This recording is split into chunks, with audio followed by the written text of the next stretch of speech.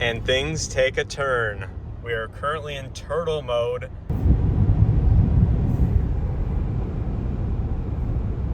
Well, that didn't last for more than just a few minutes. We are down to 63 kilowatts yet again. He just pulled in 2500 truck trailer behind there and effectively he blocked one charger.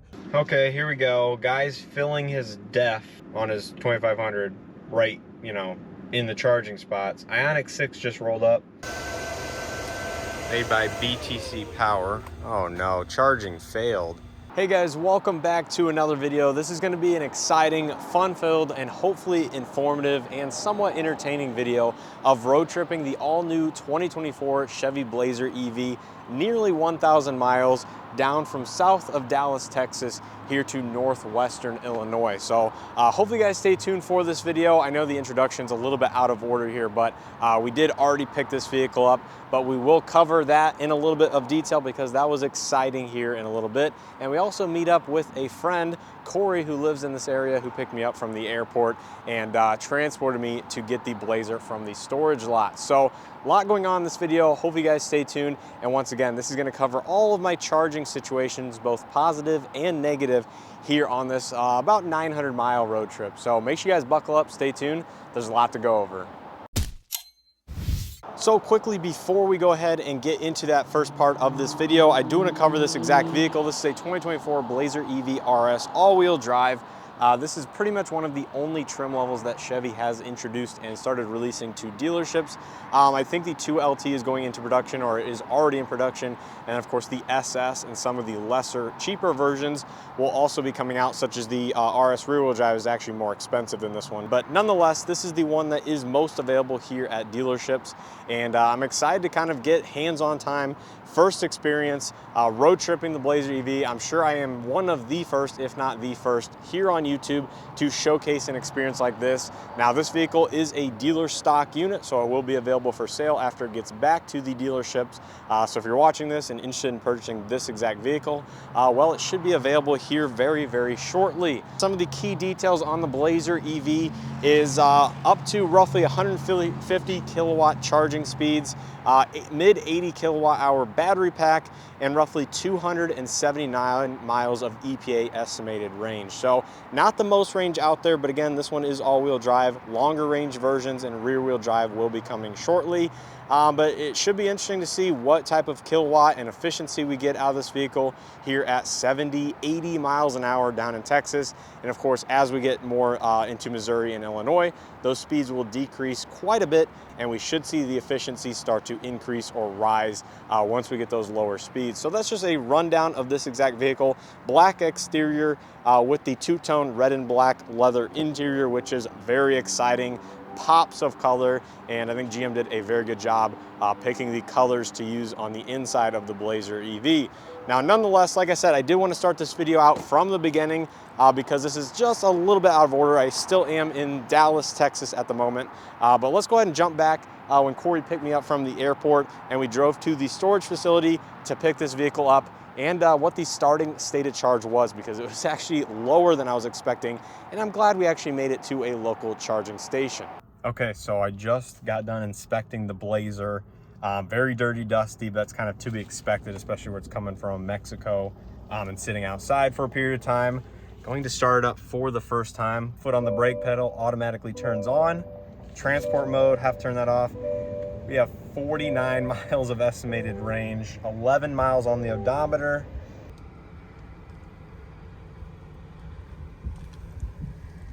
Tons of vehicles here out in the holding yards from all different manufacturers, and as we can see, 49 miles. And things take a turn. We are currently in turtle mode with the Blazer EV. Oh man, we reduced acceleration. And on a side note, no way to remove transport mode, it doesn't sound like, without a dealer diagnostic hookup tool, laptop, whatever you want to call it. We're actually going to see if we can find a local Chevy dealer that's willing to work with us here and just take the vehicle out of transport mode so I have full functionality, because I think there are a few items that actually do not work. We made it, thankfully. Acceleration was terribly slow. I floored it a couple of times just driving in town, and it was barely going faster. The normal acceleration, you can see 12 miles, 4%. 4%, Corey. I've beat you. How many miles of range? 12? 12 miles. I've had 8 before. All right, let's see if this is working. Ooh. The slowest door in the entire world. Okay, let's see. We should get peak speeds. So.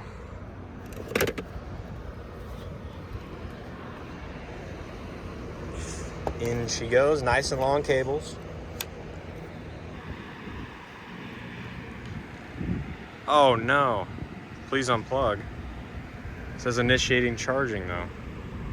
Here, I'll be your extra hands. Okay.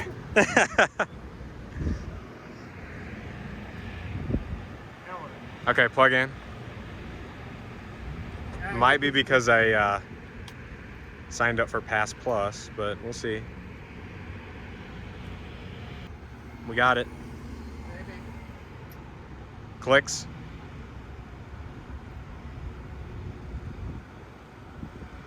There you go. Yes, discounted rate.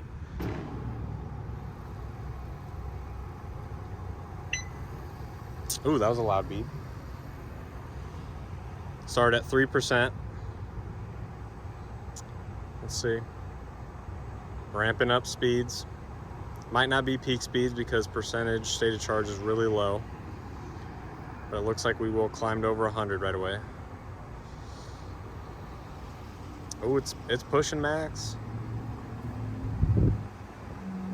144, 145, 148. So we're getting peak speeds according to Chevy on the Blazer. We'll have to see if it creeps up a little higher as the percentage increases, or how long it's going to take. But so far, so good. Okay, so just to give you guys an update, plugged in at 3% according to the station, and immediately ramped up to about 140 kilowatts. Actually getting 150, 151 as of this moment, less than 8 or 9% state of charge. So great to see that the Ultium platform is giving me peak speeds at such a low state of charge, and that is really what is necessary to get a relatively quick charging session on road trips just like this. So far everything is going perfectly smooth. I believe this is a newer EA Electrify station and dispenser. Not exactly sure. It does have a card reader. I paid via the app. Again, I just got the Pass Plus because it saves about 12 cents a kilowatt hour, which I should make up in this charge session or very close to it, given the relatively big battery, 85 kilowatt. It's, if I remember correctly, on the Blazer with the all-wheel drive and stuff.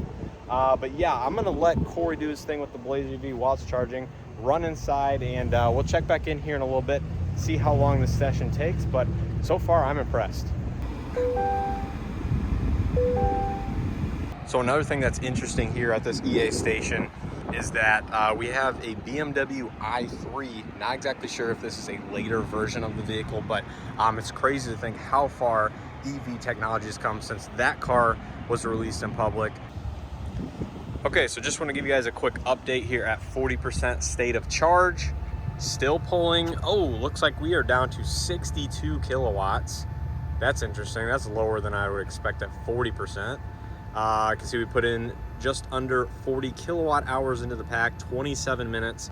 So it is interesting. I wonder when that ramped down. I'll have to see if Corey has any footage or knows by chance, or if we see it ramp back up because it's maybe the battery's getting a little bit warm.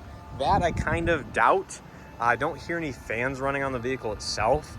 But no, it would be interesting to see the curve on this. I probably should have done a little bit better job, but Corey was filming. So I'll have to see at my future charging stops here on this road trip how the charging curve is. But 63 kilowatts, 41% seems a little bit low to me, but we'll go ahead and see if it ramps back up or speeds back up here as we get just a few more kilowatt hours in the battery pack.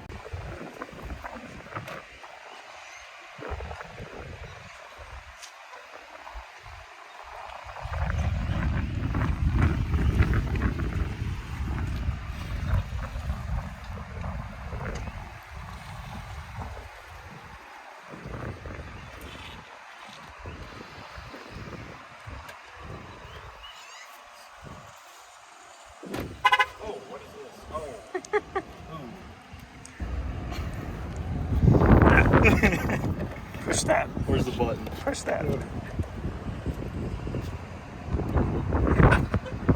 This seems like a little unnecessary, but It is the worst door. No, man. It is the worst door. No.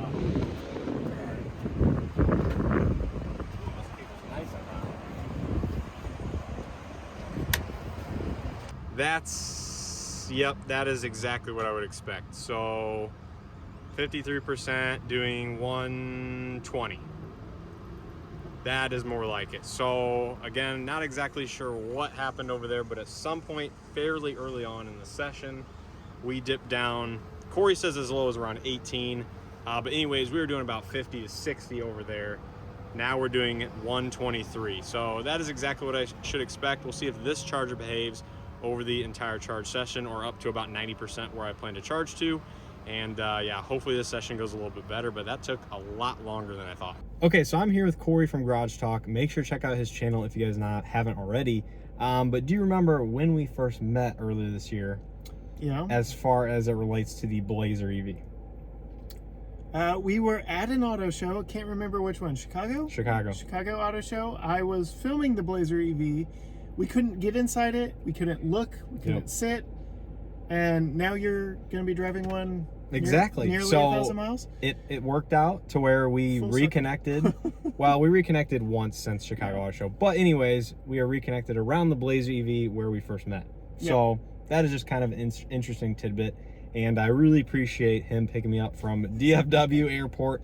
Insane traffic. Yeah, gotta love DFW Airport, like the largest airport in America, but happy to help, happy to get some more time in one. I've already got a review of one.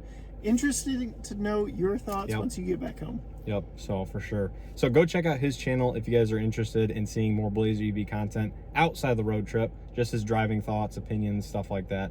But anyways, I appreciate you guys. Disregard the wrong power numbers in that video. Like, there is still nothing on Chevrolet's media website. There is nothing on the consumer website. There is hardly any information. So the Blazer EVs have started rolling out in mass, from what I've seen at local dealerships up by me over the last 2 weeks. Yeah. So it's a little bit unfortunate that Chevy still doesn't have their retail website, customer facing, updated, because really build and price should be up by now. Yeah. All that other stuff. So chances are, if you're looking at Blazer EV, you can find one to at least see in person at a dealership within a certain radius of you. So yeah, I'm just excited to take this back and see how it does on the road trip. Not starting out on a great note, but we'll see if it gets any better. But anyways, I appreciate the help picking me up, and absolutely. We'll see you guys here in a little bit.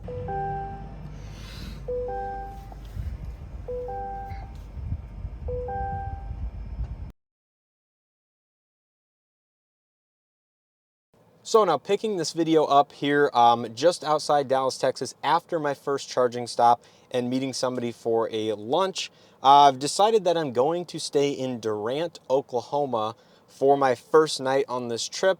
And that is just because there is actually a casino/resort in that area, which supposedly has free included valet parking with level 2 charging stations. Now, I figured this would be a great opportunity to see if I can double dip, stay at a hotel with an integrated charger, and charge this vehicle up overnight without having to stop and make a dedicated charging stop because it coincides with my stay at a hotel. So we're going to do that, see if it works out as planned. But the town also has some integrated DC fast chargers. I believe one is up to 200 kilowatts. Unfortunately, I was unable to get the transport mode taken off by this local Chevrolet dealership, which is a little bit unfortunate because they said they were able to. And obviously there was some communication issues there. So a little bit unreliable in that regard. But nonetheless, we're going to go ahead and hit the road. I should use about 50% of my range that's currently available. 163 estimate. I believe I'm just over 50% state of charge at the moment. And that'll use about, like I said, 70, 80 miles to get to this hotel resort. And hopefully we can use those level 2 chargers. So we're going to do that, see how we make it there, and see how everything goes. Okay, so what I decided to do for tonight is the complimentary level 2 charging. I have the Blazer set at 90%. I'm debating whether or not I should have bumped it all the way up to 100 for a few reasons. Number one, the most possible range, but I do have a fairly short commute to where I'm staying tomorrow night, so it's just over 300 miles, so I wouldn't have made it even at 100%, but I might have made it to the DC fast charger that I really want to use with that extra 10%. So that's the first reason. The second reason is because I'm not sure the last time the Blazer EV's been charged to 100%. So a little bit of top balancing probably wouldn't be a bad thing on level 2. Beautiful view out here. As you can see, sunset here. I want to give you guys just a quick recap of day one. As you saw, we had issues with the first Electrify dispenser that we charged at. Started out perfectly. I thought it was going to be a perfect session. Well, that turned out not to be the case. And for the majority of the session, we appeared to be charging in the mid 60 kilowatts, maybe around 70 as it started to creep back up. But as Corey showed in his video, at I think it was like 30-something%, we were down to 18 kilowatts. I mean, that is like a snail's pace. That is almost level 2, top end of level 2 charging potential. So that was like extremely weird. Not exactly sure what happened. Again, not sure if transport mode has anything to do with it. I really don't think so, but it is too bad I was unable to get that resolved and taken out of transport on the way up, just to rule that out here from the future stops. So we moved over to the second stall. As you guys saw, very similar behavior. Started out, got up to about 120 something at, around 60% state of charge. Then it dropped down to 70 and into the 60s once again. So not exactly sure what the root cause of this issue is, but it'll just be interesting to see here in the next few days with the different dispenser brands, as well as one more Electrify America station if everything goes to plan. See how everything's behaving and if we get similar behavior on other brands of dispensers. But that's kind of just a quick recap. As far as efficiency was going, we were seeing as low as 1.9 out on the interstate, again going well over 80 miles an hour, but we were also up to about 2.7 on slower speeds at around 60, 65, and in the mid 70s, I would say there was about 2.5. So it really wasn't terrible.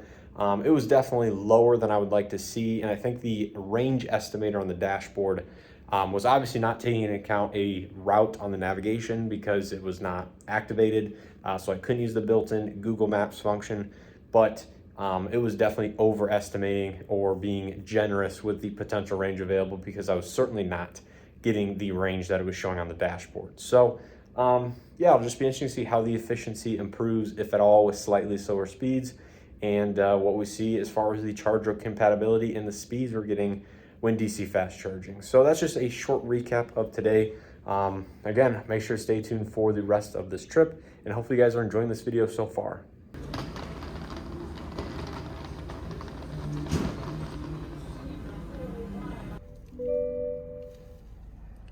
%. Let's go.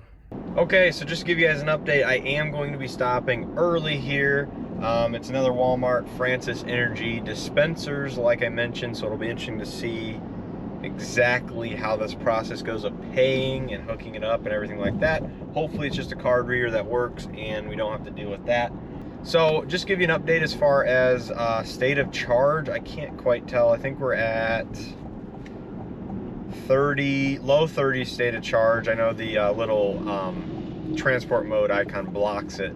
155 miles traveled, 2.6 miles per kilowatt hour. It didn't tick up at all until we hit town here, and we're doing about 65 due to the speed limit change.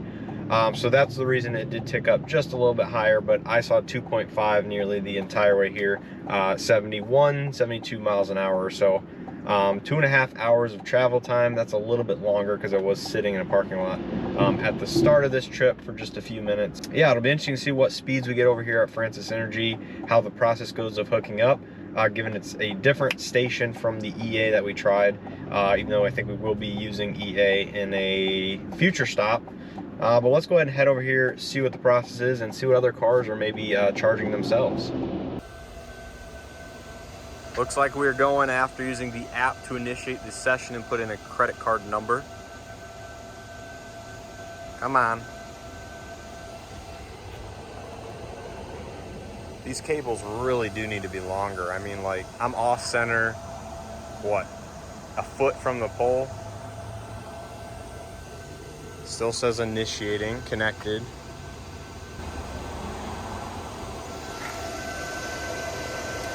Made by BTC Power. Oh no, charging failed. Timeout insulation test. That's probably a cable issue. I'm gonna go ahead and move chargers because that could be a cable issue.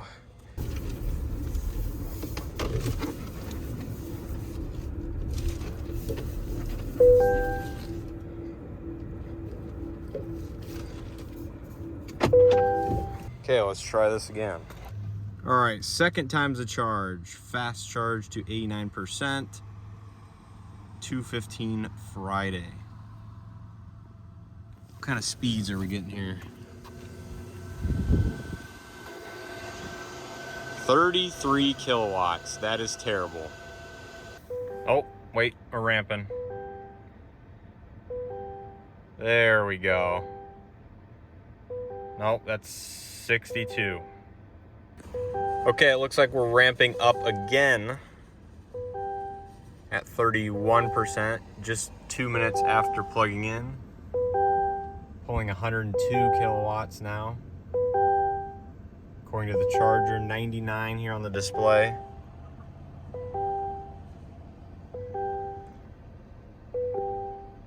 Okay, so it looks like 63% state of charge. We are still pulling right at 100 kilowatts speed-wise, which isn't a terrible, consistent speed to stay at, but I know the Blazer is definitely capable of pulling a quicker speed. See, our lapse time is 21 minutes, not including the failed charging session over here and creating the app account and initiating everything on this one. So I'd say total time here is probably about 30 minutes thus far. I would say I probably have about 10, maybe up to 15 minutes, depending on where exactly I want to stop this session at and the percentage state of charge that I'm aiming for. But like I said, somewhere around 80, maybe 85 if I really want to push it and we continue to get at least 100 kilowatts. I'll probably do that just to be a little bit on the safer side of things. But overall, it hasn't been a terrible session. Now that I know that you do need to create the app and initiate everything on there versus using the integrated card reader would make it a little bit easier, but I would say it's okay, not ideal. It's certainly getting me to where I need to be in terms of getting a charge, and it does pay per minute here. I think it's 39 cents a kilowatt hour here, which is not a terrible rate, about what the discounted rate is with Electrify America with the member pricing, but you did have $1 just to start the session as well, so you have to add that on top of the total kilowatts dispensed. So that's pretty much where we're at as far as this charging experience goes. Again, a Walmart parking lot, which love it or hate it, is not the best experience. We do have several nice amenities around that technically are within walking distance. I wouldn't say across the street, but there is some fast food options, gas stations, convenience stores, and stuff that you can drive to just around the corner as well, either before or after initiating your charge session. So that's my update here for the first charge here on day 2. It'll be interesting to see the Electrify America here in a little bit once we get there and see what speeds we can get on that. They do have 350 and 150 dispensers available. We'll have to just see what is available at the time that I do arrive. But that's going to be my update as far as this goes. Francis Energy, I would say, is a fail given the first session didn't initiate and communicate correctly with the car. Maybe a cable cooling issue. But here with the second dispenser, it's working, just not quite at the same advertised speeds. Looks like we did ramp down here between the last clip and just now. It has continued to slowly drop. 73% state of charge, active power, 56 kilowatts going in, right at 28 minutes of charge time. Okay, we are just rolling up on our EA station at Walmart outside of Republic, Missouri, and I can already see the stations. So I think my game plan here is, even though the 350 appears to be open, I'm gonna hook up to the 150 and see if we can get max speeds throughout the charge curve on this. It'll be interesting to see what our ending charge is. I think we're about 32% once again. Oh, looks like somebody just pulled up. Is that a Rivian?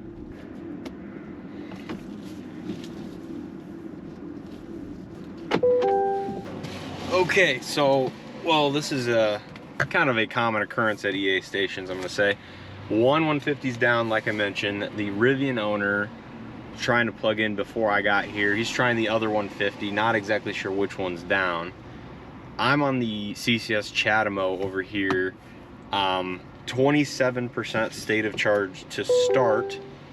We are currently pulling 62 kilowatts, which again, this car should be doing more than that. I don't know what's going on where it's liking to stay in the low 60s, and then it eventually will ramp up just a little bit. Hopefully we will get a ramp. As we can see, 60 kilowatts charging speed, 27%. I guess in this situation, it's better that I'm charging, but this is ridiculous. Like, man, the infrastructure in the US is just frustrating for electric vehicle owners. I mean, to think that out of 4 stations, 2 out of 4 might be broken here is just terrible, and I'm getting awful speeds. So during all that commotion, it looks like the trip information actually reset, which was a little bit unfortunate, but it was just over 140 miles, and the vehicle actually said I was getting 2.6 miles per kilowatt hour, which, if you guys recognize, that's the exact same efficiency as before. Now, what's interesting is I was actually averaging about 75 to 77 miles an hour. So one of two things changed. The terrain either got a little bit flatter, or I had a tailwind or no wind at all, and versus a headwind prior. So those are the only differences I can think of as to what changed, but it actually said I was getting about the same efficiency, which is a little bit interesting. So as you can see, still pulling 37 kilowatts at 38%, so station D rating for sure. This one's frozen, not working. And this one has an error message on the screen, which it showed in the app that it was down and not working. Did you get yours working yet? This one's working. Okay. By far, this is gonna be the worst stop yet of the trip. Really, you know, kind of expected at this point, and it's like sad and unfortunate that it is the case with EA stations, is that they have high rates of failures or not working correctly. Really do like the Blazer EV animation there when it's charging, but the Lightning owner that was plugged into the one that is working down there, the 350, actually said when he got here, the reason that he was parked the way he was off to the side with the cable sprung out is because somebody was here with a trailer, was basically icing the spot. So yeah, it's just crazy. We'll have to see what I'm able to get up to. Rivian owner was really nice about it. He said he doesn't really need a bunch. He just kind of needs to top up, you know, 10, 20, 30% additionally from what he has right now. And if that's the case, I will certainly move over to his, because I do need to do a fairly deep charge based on where I'm traveling tomorrow morning, and I really don't prefer to stop again and kind of backtrack to this charger or somewhere else around town just to head in the opposite direction, if that makes sense. So I'll go ahead and wait for the Rivian guy, get what he needs. I'm not in a huge rush tonight, but then I will definitely swap over if possible, and hopefully nobody else shows up because there's really not a lot of availability in terms of chargers here, which we saw, you know, in the app. One was down already, so throw another one in that's not working, and mine that's, you know, getting abysmal speeds, and it's really a bad situation. All right, so I'm actually gonna move stations here because the Rivian owner, very nice guy, is actually gonna be kind enough to let me get some hopefully faster speeds here, and nobody else has showed up. So we're gonna do this. So I don't know if the camera turned on quick enough, but this is exactly the reason why stuff is an issue, and exactly what happened when I pulled up here and the Lightning owner was off to the side.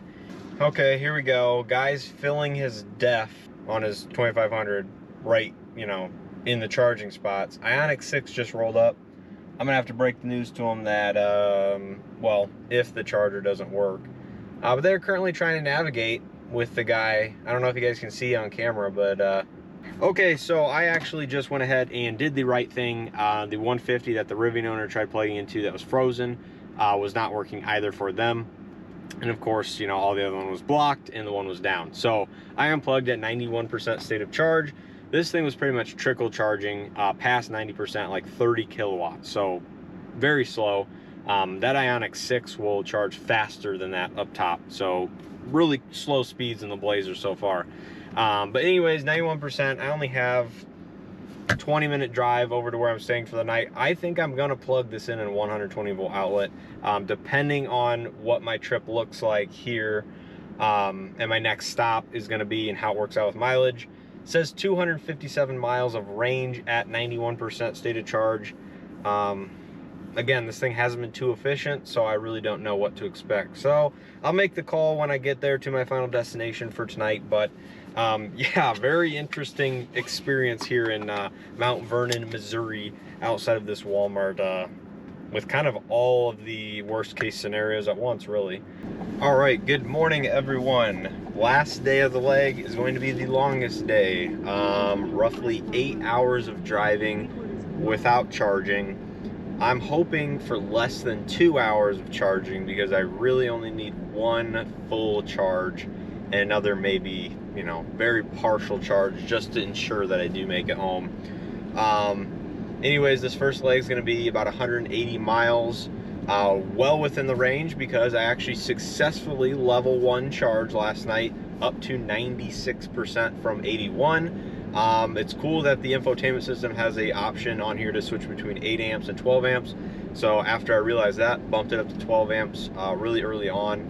And I have to check the period of time where I got 15% charge, but it was, you know, normal overnight hours from, I don't know, 7 o'clock or so, 6:30, all the way up here till just after 8 o'clock in the morning. So that was a very successful thing.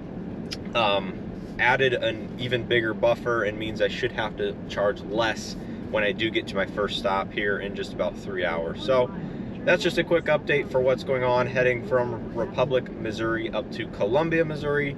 Tons of options there as far as actually GM dealers.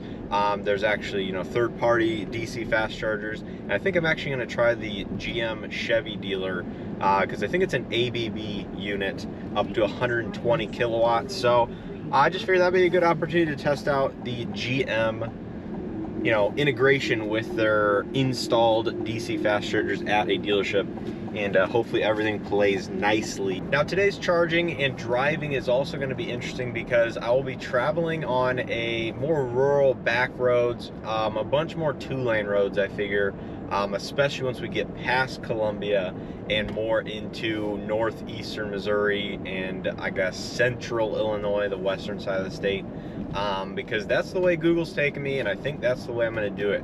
I'm very interested to see kind of what efficiency I can get out of the Blazer with speeds more around the 60 to 65 miles an hour area tops, because I don't think a lot of the speed limits on those roads are much higher than 60. So really should be traveling at least 10 miles an hour slower than I have been the last couple days, if not, you know, 15 in some regards. So if we can get, you know, closer to 3 miles per kilowatt hour in those conditions, I think that certainly will noticeably extend the range of this vehicle, especially if you have a 90+% charge on the battery. So that's kind of what my thinking is there. We'll see what plays out today and how everything goes, but certainly going to be the most rural, adventurous day, given the charging infrastructure past Columbia is very hit or miss, and the DC fast chargers are on the slower side. And there's actually a Tesla supercharger in a town that would greatly benefit me on this exact route, Hannibal, Missouri, if I'm not mistaken. And unfortunately, you know, I cannot access that charger because this doesn't support that yet, and hopefully will in the future. Okay, so just want to give you guys just a quick update because we are going through terrain which I really haven't gone through here on this trip quite yet. So we're just below 60% state of charge, traveled 104 miles on this leg, and we've been going through kind of, you know, hilly terrain, so a little bit of up, a little bit of down. And even though I've been doing speeds of 65, 70, 75 at times, depending on the speed limit of the road, currently going in the low 70s, it's just bumped up to 2.9 miles per kilowatt hour. So it's interesting to see that the Blazer seems to like, you know, regenerative braking, especially down these, you know, hills that are at speed. It does make sense, but it's interesting to actually see the data and the numbers on the dashboard. So I think we still have about 60-ish miles to Columbia, where I'm going to stop and charge, likely at that GM dealer like I mentioned, just to try out their unit and the infrastructure there. But so far it seems like we're being very efficient on this leg, and the views around this area are quite scenic, as you can see going over another bridge with a waterway below. Okay, so we are just rolling up to the dealership. Let's see if we can find where the chargers are at.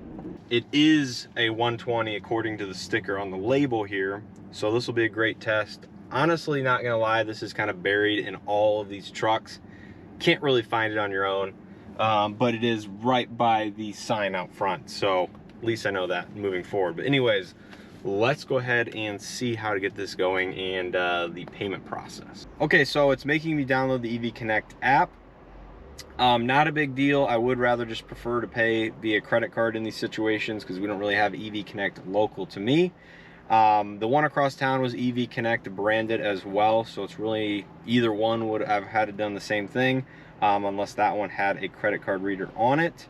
But hopefully I can just open up the app, input credit card information, and start charging. The unit itself, the ABB unit, actually looks very nice. So we'll go ahead and use as guest. Okay, looks like it's prompting for payment method. I'll go ahead and input credit card information here. But honestly, that wasn't too bad so far. Boom, charging, awesome. Charge session is underway. So 25% I arrived here. I unfortunately did not get the trip information. Okay, so just to give you guys an update, right at 50% as of this clip, and still only pulling 60 kilowatts, which makes me believe that this unit or dispenser is set up to split power evenly between both cables at all times, no matter if one or two vehicles are plugged in, which is a little bit unfortunate. It should be set up to, you know, give max power to one as long as the other one is not in use. Anyways, I found another 62.5 kilowatt charger at another GM dealership in Fort Madison, Iowa. And that is not out of the way really at all. It's just whether you want to take the Illinois side of the river or the Iowa side of the river. And that one is in a perfect location, 164 miles from my current location here at this dealership, or 2 hours and 45 minutes approximately. So that's going to be the game plan. It's just to stop there, basically charge up to whatever I need to get back to my hometown in the Quad Cities, and then that'll pretty much round out our trip. So it's a little bit unfortunate that both these last two charging stops are going to be on the slower side, right around 60 kilowatts. So I'm going to charge up till I have at least 200 miles of estimated range on the dashboard. I've been averaging about 2.5, 2.6 miles per kilowatt hour. So that's the number I'm going to use to calculate what percentage I want to leave at, but I want to leave a healthy margin. So I'm currently at the same location charging. Corey just released his video on this at the last stop. I'm looking for the rate at which we are charging on this one. We were just plugged in here. I don't know if you saw just... So, yeah, he caught it charging at 18 kilowatts at like 60% or something crazy. It was like, oh no, it was like 50. So charging speeds has been all over the place, but I'm enjoying watching this video because it's kind of just like real world experience. And I know there's gonna be more detail in this video that you guys are watching, but definitely go check out his video if you guys haven't seen it already on this exact vehicle that I'm sitting in. But certainly an eventful start to the trip. And we are now just starting to ramp down. It looks like right around 80%. So that does appear to be a threshold in this battery pack where speeds are now below 58 kilowatts. So that fits with what I've experienced this trip so far. Alrighty, I am just outside of town, about 12 miles away from my charger in Fort Madison, Iowa.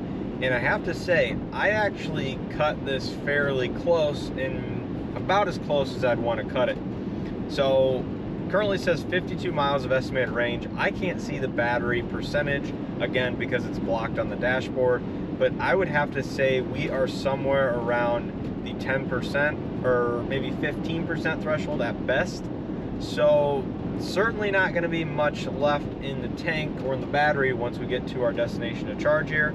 2.5 miles per kilowatt hour, and that's kind of been all over the place, as high as 2.9, as low as 2.4, kind of hovering around 2.5 though, averaging out over time.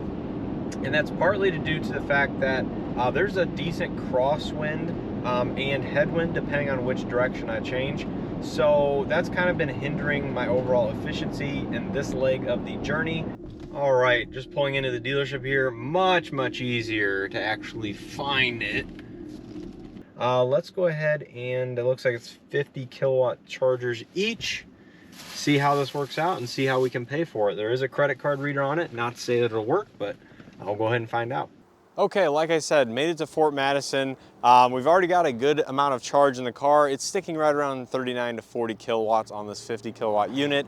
Again, not sure the reason for the slightly slower speeds. I wish it would have maxed out at 50. I knew ahead of time that was rated at 50, but obviously we aren't seeing quite that high, but still, I'd rather have 40 kilowatts than being stuck on a level 2 or even you know, a 120 or something in the middle of nowhere.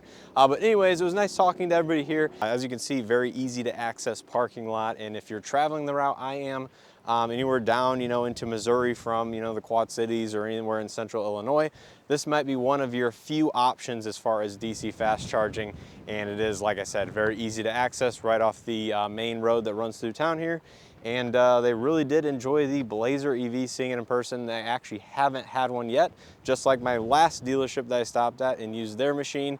So there's several dealers out there that still haven't got these, even though I have seen at least a few local to me or regionally that have had them. So it's still a little hit or miss as far as the Blazer EVs showing up at local dealerships, but it seems like they're only weeks away, if they haven't already, from getting their first units to showcase and of course sell to their customers. But I'm gonna wait here until I get up to about I'm gonna say at least 50%, maybe go a little bit higher than that. It is only 100 miles till home, but again, there hasn't been the best efficiency with this vehicle from what I've seen, and we do have head or crosswind in the direction I am going. So yep, that's pretty much gonna wrap up this video as far as charging experiences. I will definitely wrap up this video in a more conclusive thought, go over all the data, all of the time and everything like that in more detail once I have a few days to go through all of the footage, go through all of my numbers, and give you guys a more concise and complete overview of my trip. So hopefully you guys enjoyed. Make sure to stay tuned for that here at the end, and we'll catch you guys in a second. So before we end off this video, I appreciate everybody sticking around thus far in the video. I know this was a long one, but there was a lot of information, and there's even more here I want to share very quickly at the end. So the total cost of charging was $95.38 at all of the public DC fast chargers, as the level 1 and level 2 was done for free. And the DC fast chargers at the very last dealership was also free, as I did not have to pay, simply plugged in and it started charging the vehicle. So that was a neat little bonus there, but $95.38. And the total charge time, excluding the overnight charging for level 1 and level 2 at the hotel once again, came to a total of 318 minutes or 5.3 hours. Now, that is a little bit my fault on choosing the DC fast chargers I did at that one specific stop in Columbia, Missouri. But outside of that, I really didn't have much other control over what the speeds I was getting and the time I spent charging. Sure, could I have unplugged a little bit sooner at the majority of the stops? Yes. But was I comfortable in doing that with the range that the Blazer was providing? No. So, you know, maybe I could have got that down another you know, hour tops total throughout the trip, but that was probably as close as I did want to cut it, and I think I did a fairly efficient charging sequence in terms of the rural areas I was driving through. Now, in a gas vehicle, this would take roughly 14 hours to drive it, plus additional gas and rest stops, so you maybe can add another hour total if you really want to kind of, you know, get in, get out, and get back on the road as quickly as possible. But in the Blazer EV, it took a total of upwards of 20 hours, including driving and charging, which is a substantial amount of time, considering the distance was just under 1,000 miles total. So, yeah, quite a long trip here in the Blazer EV. Now, like I said, why did it take so long? Well, there's a couple reasons. Now, number one is the fact that DC fast chargers in general vary in terms of output and speed. Typically at dealership locations, you're going to find DC fast chargers that output between 50 and 60 kilowatts, maybe a little bit higher depending on how they are set up and, you know, if they're dynamically load balanced and stuff like that.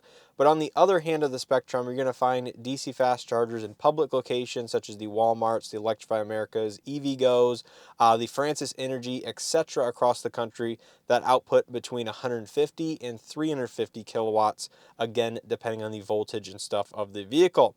Now the Blazer EV, as seen in this video, like I said, supports up to 150 kilowatts under ideal conditions, and we actually did achieve that for about 10 minutes at the beginning or the very first stop in this trip. So it was great to see that, but of course there were several issues across the country in terms of the chargers that we were charging at, and there's also a few other reasons as to what speeds you'll achieve on those higher power chargers, depending on the voltage that your car operates at, and what cables are installed on them and the current or amp limitations and stuff like that. So that all comes into play, and I think we did actually run into a few current situations that actually limited the available output from the chargers, hence we saw slightly lower speeds, which I'll get into here in a second.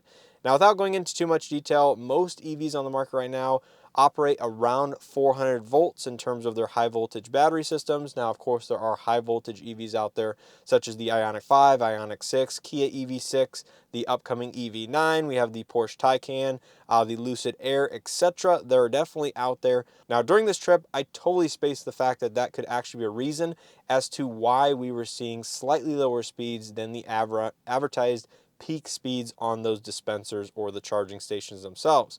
Now, out of the charging stops, I believe I may have been running into reduced speeds at the Francis Energy location at the Walmart, as well as the very last DC fast charger at the dealership that I was at. Now, the reason I think this was actually the case is because when we got back and plugged into the local dealership's DC fast charger here, it actually displays a little bit more detail than about all of these other chargers on this trip.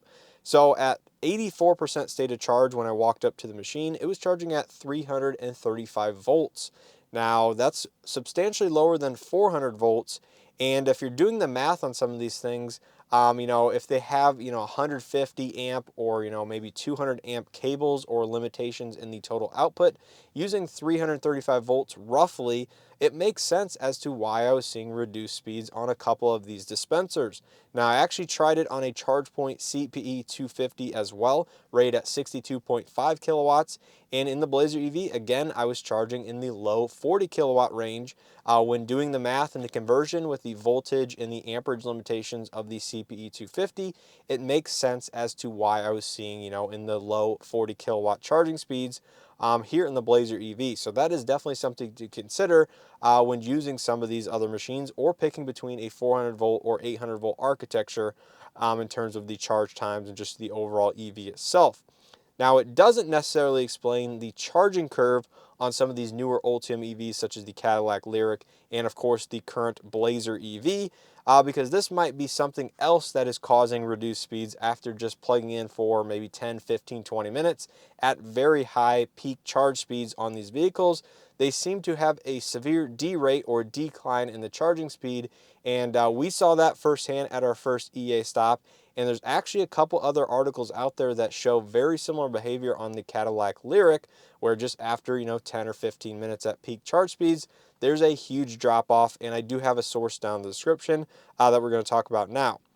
So Tom Malogny at Inside EVs actually found 2 different times with 2 different charging stations on 2 different Cadillac Lyriqs, if I'm not mistaken, a very severe decline into the rate at which the EV is charging. He did one session on an EV Go unit from 10 to 80%, and I believe another session on another third-party DC fast charger from 20 to 80%. Both times it dipped down, not too long after plugging in, but specifically on the EV Go unit from 10 to 80%, it dipped down to nearly 30 kilowatts after charging to about 35% or roughly 25% of the battery capacity in that session before, again, it derated or slowed down the charging speeds.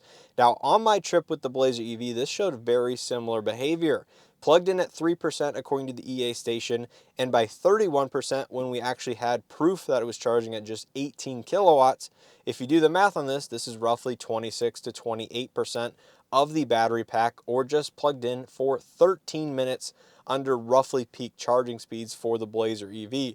So this is a little alarming in some regards and a little, odd behavior. Because, if it's only taking 10 or 15 minutes of peak DC fast charger speeds to cause either the battery or the system to overheat, it can't keep up with cooling, etc. I don't know what the exact cause is. This is definitely going to affect road trips just like this one.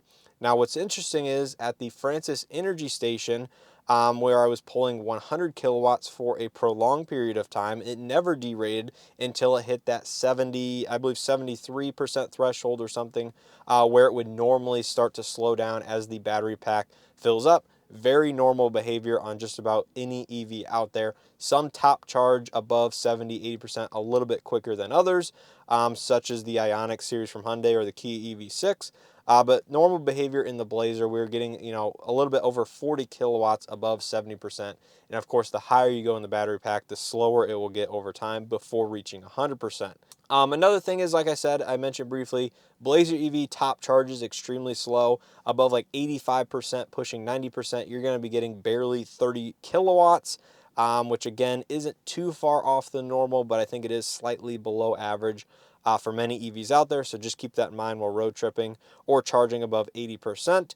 And when you take the entire charge curve that we experienced and kind of have proof of other Ultium vehicles such as that Cadillac Lyriq I just mentioned, the overall efficiency I saw on this trip, which was 2.5 miles per kilowatt hour, and the available total range, including the battery pack, the 85 kilowatt hour battery pack in the Blazer EV, I think this will be an extremely tough vehicle to road trip on a frequent basis.